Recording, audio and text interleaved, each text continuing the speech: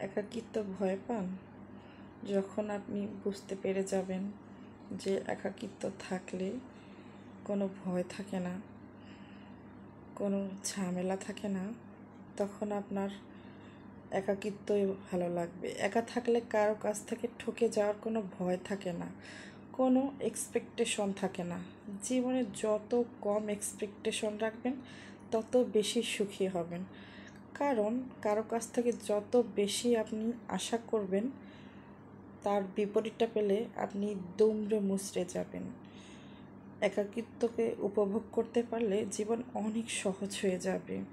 তখন কষ্ট আর আপনার মাঝে দূরত্ব হবে কয়েকশো মাইল। একাকিত্ব মানে যন্ত্রণা নয়, বরং নিজেকে ভালোভাবে উপলব্ধি করার সময় হচ্ছে একাকিত্ব। নিজেকে ভালোবাসাটাই হচ্ছে সবচেয়ে বেশি জরুরি।